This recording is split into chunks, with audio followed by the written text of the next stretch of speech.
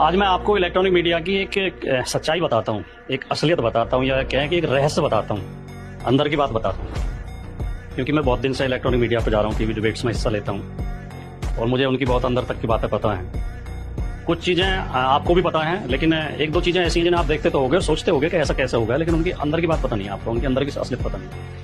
ये जो खासतौर से न्यूज़ चैनल ये जो सर्वे कराते हैं कि हमने ओपिनियन पोल ली या हमने जो है पब्लिक सर्वे कराया, और जो उस पर जो है जो टीवी डिबेट्स करते हैं उसमें जो ऑडियंस बैठाते हैं, इन दोनों की आपको मैं असलियत बताना चाहता हूँ। ये दोनों प्रायोजित चीजें होती हैं, स्पॉन्सर्ड होती हैं, पहले से तय होती हैं। चैनल वाले अपने चुने हुए लोगों को ऑडियंस में बैठाते हैं और उनको ये बताते हैं कि जब बीजेपी का प्रवक्ता बोलेगा तो उस पर आपको ताली बजानी है, विपक्ष का प्रवक्ता बोलेगा तो ताली नहीं बजानी है।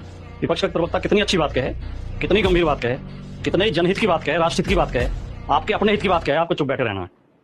और बीजेपी का प्रवक्ता कितनी बेहूदी बात कहे, बिल्कुल बकवास बेसिर पैर की बात कर रहे हो, आपको ताली बजा देंगे जोर से। और ताली बजाने से पहले उन्हें इशारा भी किया जाता है कि हम इशारा कर देंगे कहाँ ताली बजानी है। तो एक कैमरे के पीछे जब टीवी डिबेट चलती है तो 4 5 6 कैमरे लगे होते हैं अलग अलग एंगल से, तो उनमें से एक कैमरे के पीछे वो डायरेक्टर खड़ा होता है जो ताली का इशारा करता है, यानी खुद ताली बजा देता है और ऑडियंस ताली बजा देती है। तो ये खेल आप अक्सर देखते होगे, जब टीवी डिबेट्स देखते होगे तो आप देखते होगे बीजेपी के प्रवक्ता की तो हल्की हल्की बातों पर भी ताली बज जाती है और विपक्ष के प्रवक्ताओं की किसी भी गंभीर बात पर भी ताली नहीं बजती, किसी अच्छी बात पर भी।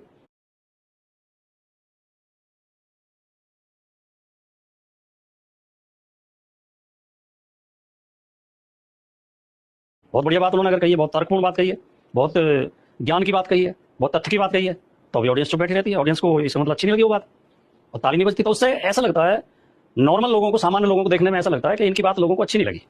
और जो हल्की बात पर भी ताली बजा देते हैं तो लोगों को लगता है कि इसने कुछ अच्छी बात कही है, बड़ी ताली बजाई लोगों ने, बड़ा समर्थन किया, यानी कि जनता इनकी बात का समर्थन कर रही है और इनकी बात का समर्थन नहीं कर रही है, जबकि वो होता है प्रायोजित। तो ये टीवी डिबेट्स में ऑडियंस बैठाई जाती है, चुन चुन के लोग बैठाए जाते हैं। मैंने कई बार फिर ये चुपचाप तरीके से, अपने गोपनीय तरीके से जांच करने की कोशिश की कि वो ग्रुप में लोग आते हैं, हम बैठे होते हैं गेस्ट रूम में, सभी पार्टियों के प्रवक्ता जो पहुंचते हैं टीवी डिबेट्स में हिस्सा लेने के लिए गेस्ट रूम में बैठा दिए जाते हैं और चाय पानी होती रहती है। कई बार एंकर भी आके हमारे साथ बैठ जाते हैं, गेस्ट कोऑर्डिनेटर होते हैं जो गेस्ट को बुलाने का काम जिनकी जिम्मेदारी होती है, वो आगे बैठ जाते हैं। तो मैं देखता था कि ग्रुप में 4 5 लोग आ गए, 10 लोग आ गए, फिर 4 5 आए, तो मेरी फिर जिज्ञासा हुई कि ये आ कहाँ से रहे हैं और कैसे आ रहे हैं। तो मैंने धीरे से, मैं उठ कर गया वॉशरूम जाने के बहाने, मैं उनमें मिल गया जो आए। मैंने कहा भाई कहाँ से आ रहे हो, किसी पार्टी से जुड़े हुए हो? तो उसने खटाक से बता दिया, हाँ जी मैं बीजेपी में जुड़ा हूँ। तो यहाँ कैसे जी, चैनल वाले गाड़ी भेजते हैं मेरे पास और मैं 4 6 लोगों को लेकर आ जाता हूँ। दूसरा ग्रुप आरएसएस का ग्रुप, तीसरा ग्रुप विद्यार्थी परिषद का ग्रुप, किसी कॉलेज में भेज दी जाती है गाड़ी में, विद्यार्थी परिषद का पदाधिकारी होता है, उसकी जिम्मेदारी होती है कि तुम्हें अपने साथ 10 आदमी लेकर आने। कोई महिलाओं का ग्रुप, तो वो भी बीजेपी से जुड़ी होती हैं, बजरंग दल, विश्व हिंदू परिषद, इनसे जुड़े लोग होते हैं। तो ये इनकी असलियत है। फिर इन्हें सवाल लिख के दिए जाते हैं, चैनल की ओर से सवाल लिख के दिए जाते हैं। तो जब डिबेट कराते हैं तो पहली बात तो चैनल टॉपिक कैसे चुनेंगे,